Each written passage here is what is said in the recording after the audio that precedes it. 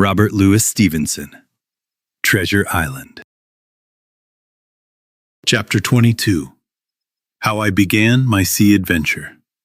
There was no return of the mutineers, not even one more shot from the woods. They had had enough for that day, as the captain said.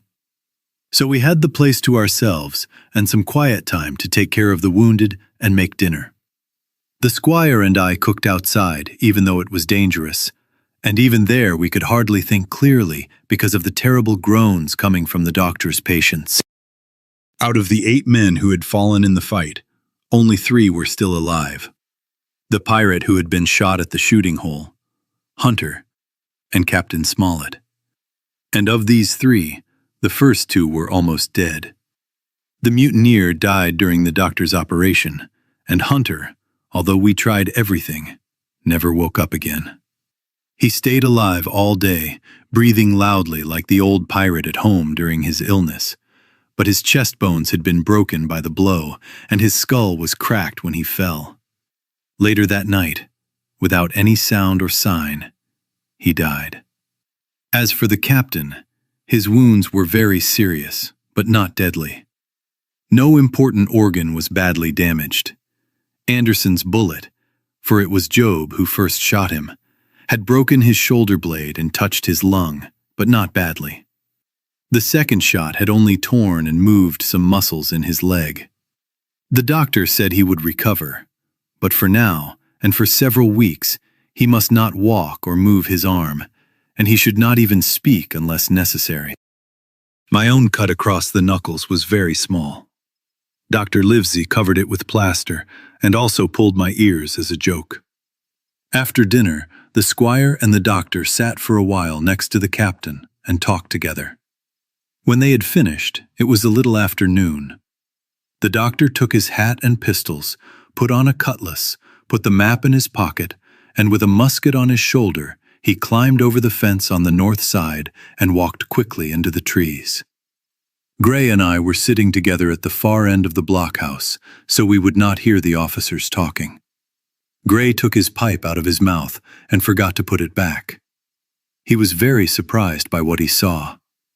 "Why, in the name of Davy Jones," he said, "is Dr. Livesey mad?" "No," I said. "I think he is the last man here who could be mad." "Well, my friend," said Gray, "maybe he is not mad. But if he is not, then I am." "I think," I replied, "the doctor has a plan. And if I am right, he is going now to see Ben Gunn." I was right, as we learned later. But at that moment, the house was very hot, and the small area of sand inside the fence was burning in the midday sun. I began to have another thought, and this one was not so good. I started to envy the doctor, who was walking in the cool shade of the woods, with birds around him and the nice smell of pine trees. Meanwhile, I sat there in the heat, my clothes sticking to the hot resin. There was blood around me and dead bodies lying nearby, and I began to feel a strong dislike for the place, almost as strong as fear. All the time I was cleaning the blockhouse and then washing the things from dinner, this feeling of dislike and envy grew stronger and stronger. At last, when I was near a bag of bread and no one was watching me, I took the first step in my plan and filled both pockets of my coat with biscuits. You may say I was a fool, and it is true that I was going to do something foolish and very bold. But I decided to be as careful as I could. These biscuits, if anything happened to me, would at least stop me from starving until the next day. The next thing I took was a pair of pistols. Since I already had powder and bullets, I felt well armed. As for the plan in my head, it was not a bad one. I wanted to go down the sandy strip that separates the anchorage on the east from the open sea. I wanted to find the white rock I had seen the evening before and check if Ben Gunn had hidden his boat there. I still think this was worth doing, but I knew I would not be allowed to leave the enclosure, so my only plan was to go away secretly when no one was watching. This was not a good way to do it, and it made the whole thing wrong. But I was only a boy, and I had decided to do it. In the end, I found a very good chance. The squire and Gray were busy helping the captain with his bandages. No one was watching. I quickly ran over the fence and into the thick trees, and before anyone noticed I was gone, I was already too far away for them to call me back. This was my second mistake, and it was worse than the first, because I left only 2 healthy men to guard the house. But like the first mistake, it helped to save all of us in the end. I went straight towards the east coast of the island, because I wanted to walk along the seaside of the sandy strip and avoid being seen from the anchorage. It was already late afternoon, but still warm and sunny. As I walked through the tall woods, I could hear far ahead not only the constant sound of the waves, but also the movement of leaves and the breaking of branches. This showed me that the sea wind was stronger than usual. Soon I felt cool air, and after a few more steps, I came out of the trees. I saw the sea, blue and bright to the horizon, and the waves rolling and crashing along the shore. I have never seen the sea calm around Treasure Island. The sun could shine strongly, the air could be still, and the surface could look smooth and blue, but the big waves were always moving along the outer coast, making a loud noise day and night. I do not think there is any place on the island where a man cannot hear them. I walked along the shore with great pleasure. Then, when I thought I had gone far enough to the south, I moved into some thick bushes and carefully climbed up to the top of the sandy strip. Behind me was the sea, and in front of me was the anchorage. The sea wind, which had been very strong before, had already stopped, as if it had used all its strength. Now there were light, changing winds from the south and southeast, bringing large clouds of fog. The anchorage, protected by Skeleton Island, lay still and gray, just as it had been when we first arrived. The Hispaniola, in the calm water, was clearly reflected from the top of the mast to the waterline, with the pirate flag hanging from her peak. Next to her was one of the small boats. Silver was sitting at the back. I could always recognize him. 2 men were leaning over the back side of the ship. One of them wore a red cap, the same man I had seen earlier climbing over the fence. They seemed to be talking and laughing, but from that distance, more than a mile, I could not hear what they were saying. Suddenly, there was a terrible, strange, screaming sound. At first, it frightened me a lot, but then I remembered the voice of Captain Flint.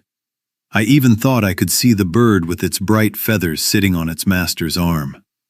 Soon after that, the small boat left the ship and went towards the shore. The man with the red cap and his companion went down below through the cabin entrance. At about the same time, the sun went down behind the Spyglass Hill. As the fog quickly grew thicker, it began to get properly dark. I saw that I had no time to lose if I wanted to find the boat that evening. The White Rock, easy to see above the bushes, was still about 1/8 of a mile farther along the sandy strip. It took me quite a long time to reach it, often crawling on my hands and knees through the bushes. It was almost night when I finally touched its rough surface. Just below it, there was a very small hollow with green grass. It was hidden by small banks and thick bushes about knee-high that grew there in large numbers. In the middle of this hollow, there was a small tent made of goat skins, like the tents that gypsies carry in England. I went down into the hollow, lifted the side of the tent, and there it was, Ben Gunn's boat. It was clearly made by hand. It had a rough and uneven frame of strong wood, and over it was stretched goat skin with the hair on the inside. The boat was very small, even for me, and I can hardly imagine that it could carry a full-grown man. There was one seat placed as low as possible, something like a support at the front, and a double paddle to move it. At that time, I had never seen a coracle, like the ones the ancient Britons made, but I have seen one since, and I can describe Ben Gunn's boat best by saying it was like the first and worst coracle ever made. But it had one important advantage of a coracle. It was very light and easy to carry. Well, now that I had found the boat, you might think I had done enough wrong for one day. But by that time, I had another idea, and I liked it so much that I would have done it even if Captain Smollett had tried to stop me. My plan was to go out in the night, cut the Hispaniola free, and let her drift wherever she went. I was sure that after their defeat in the morning, the mutineers wanted nothing more than to raise the anchor and sail away. I thought it would be a very good thing to stop them, and now that I had seen they had left their watchman without a boat, I believed it could be done with little danger. So I sat down to wait for darkness and ate a good meal of biscuits. It was a perfect night for my plan. The fog had now covered the whole sky. As the last light of day slowly disappeared, complete darkness fell over Treasure Island. And when I finally lifted the coracle onto my shoulder and carefully walked out of the hollow where I had eaten, only two things could be seen in the whole anchorage.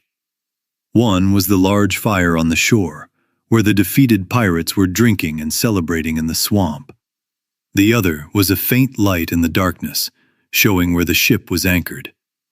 She had turned with the falling tide, and her front was now facing me. The only lights on the ship were in the cabin, and what I saw was just their reflection in the fog, coming from the window at the back. The tide had already been going out for some time, and I had to walk through a long area of wet sand. I sank above my ankles several times before I reached the edge of the water as it moved away.